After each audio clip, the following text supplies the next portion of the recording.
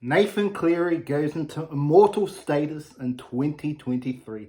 Nathan Cleary, a last 20-minute masterclass, absolutely put the game on its head. As I predicted, Nathan Cleary would be the man of the match, which was not a hard thing to guess. But what to guess was that way of winning the game when they were down and out, down in the dumps. Ezra was on fire. Reece Walsh was lighting it up. Then boom, they turn it around. Right bang spank. Thank you, Stephen Crichton, for you Penrith fans, because he got their roll going. We're getting that loose ball, getting it off to Leota, and they ran down the pitch, and from then on in, it was all Penrith. After Broncos had all the momentum of Penrith Broncos to score, then this game would have been finito. Absolutely underrated. Stephen Crichton was one of the best players on the field. Outstanding performance, and he's had a great year, and it didn't show on the Dally, but he's had a great season, Stephen Crichton.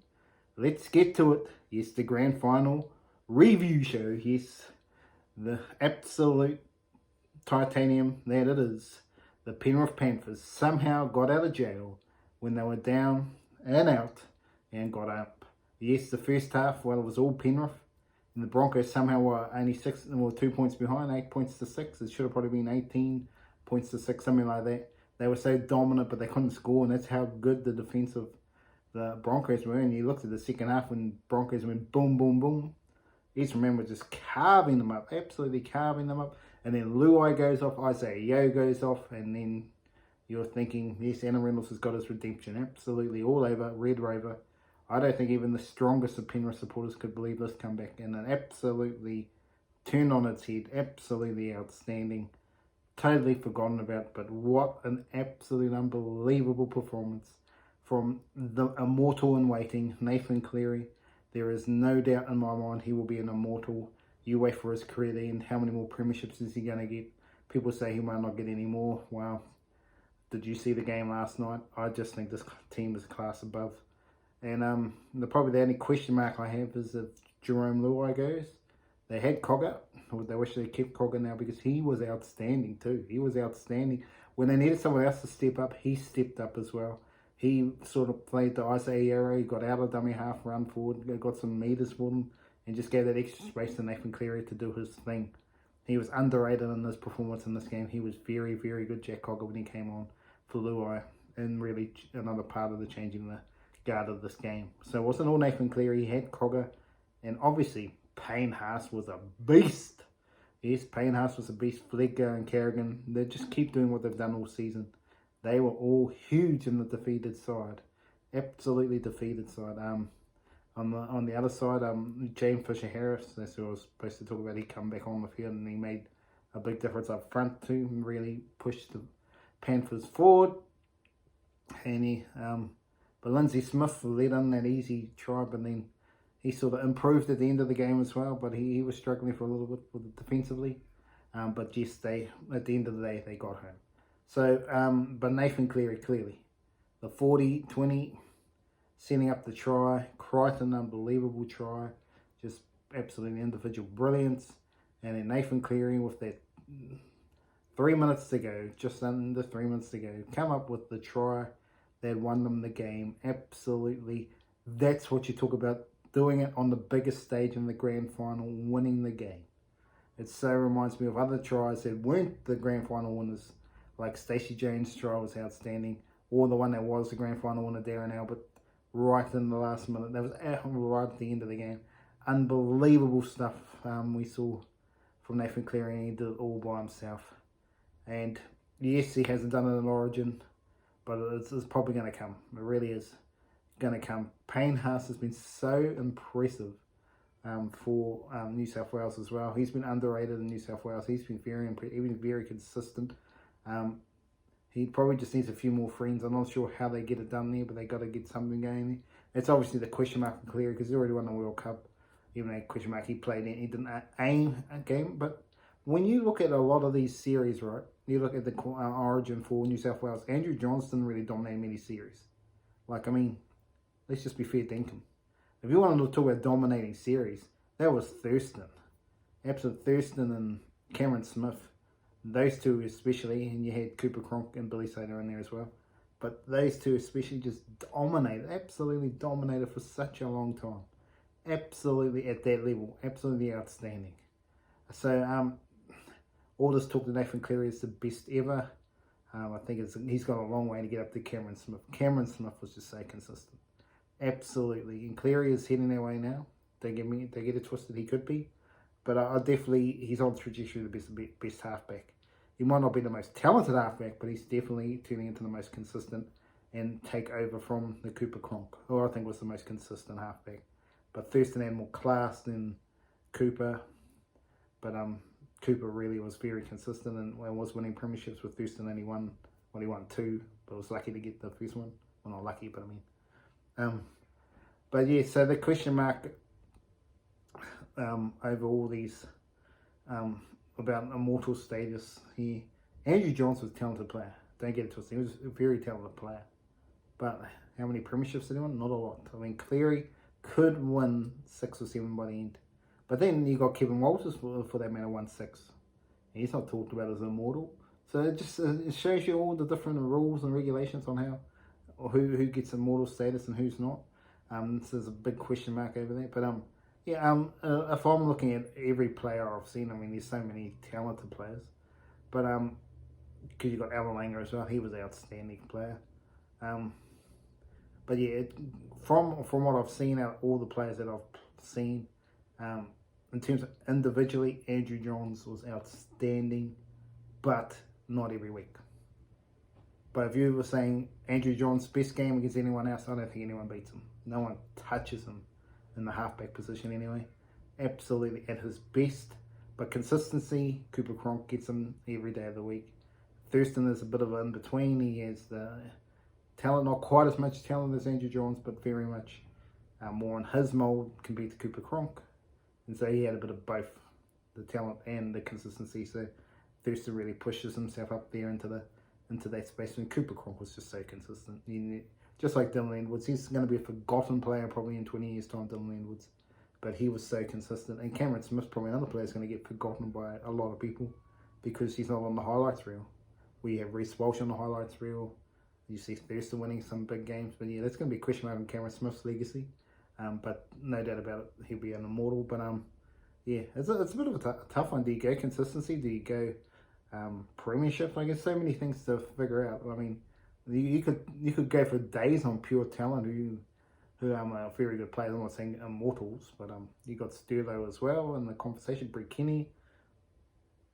So I mean, there's so many talented players out there. Lockyer.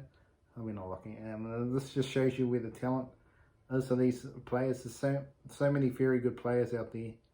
Just where does the list stop? But if Cleary continues on his trajectory and gets 6 premierships or something like that, that'll be insane. I don't know if they will. You wonder if it's going to crumble at some point, but at the moment, and they've still got quite a long years to go. They've got Yeo, Dylan Edwards, and Nathan Cleary, whether Luai stays in with their partnership, but those 3 at least. And then you've got Toho in there, Taruva. I mean, they've still got so many young guns. Taylor May will come back into the side.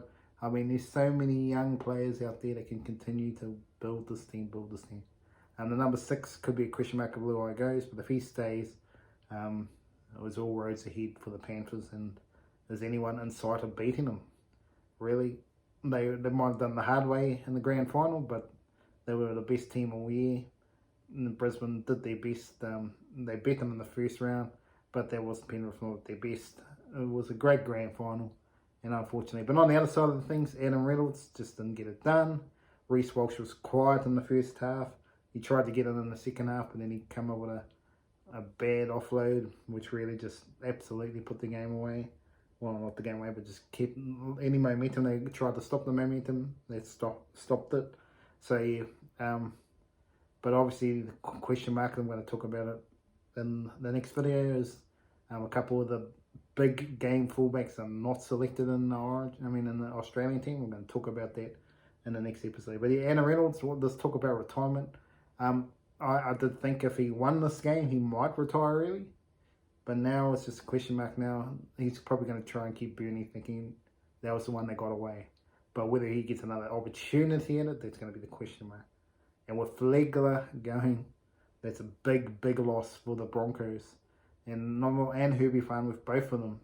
Herbie Farnworth was good in the game as well. I think got a bit forgotten about. He was very good, especially in that first half, defensively. So, big questions of the Broncos will even be in the grand final next year. There's going to be some teams really popping up here, and it's going to be interesting to see who they are. Warriors could be one of those teams. They could fold away as well, but they're going to have so much players. I don't know where they're going to play them all. Roger Tuivasa-Sheck at centre.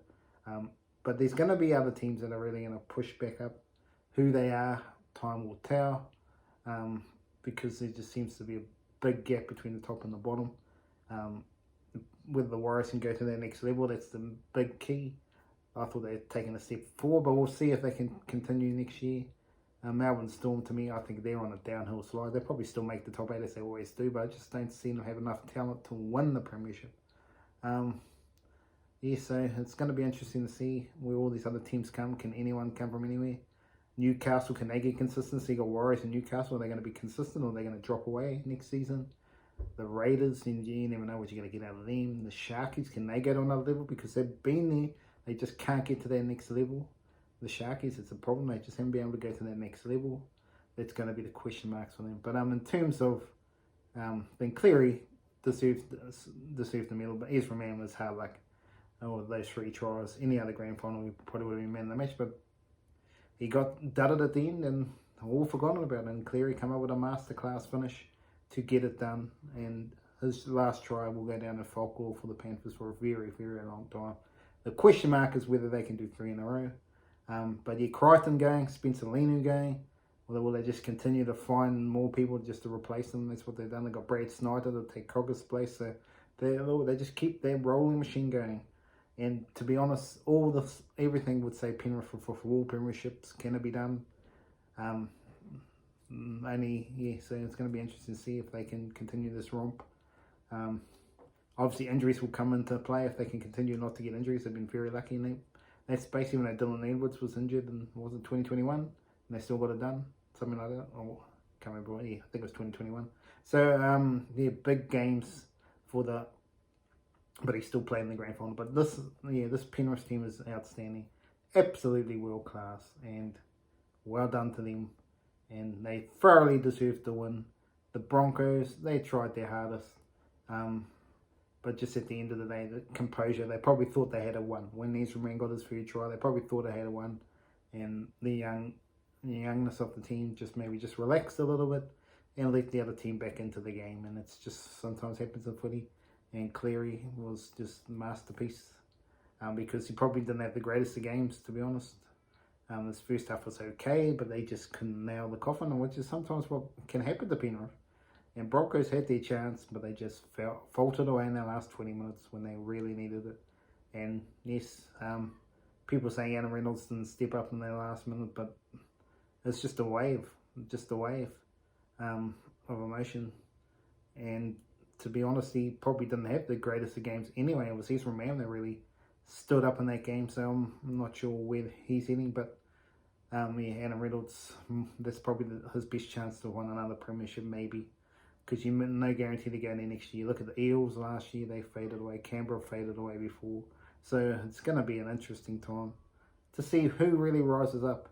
I think if you're looking at all these teams, it looks like the Knights and the Warriors are the two could really go to another level if their players continue, if it wasn't a fluke, if Caleb Ponga can continue his form, Sean Johnson continues his form with Roger Tuivasa-Sheck Chanel coming into the team. There could still be a few more late changes in their squad, so it's going to be interesting to see how that goes. But anyway, that's the Barry Charles Footy Show Grand Final review. Interesting to see how they go next season.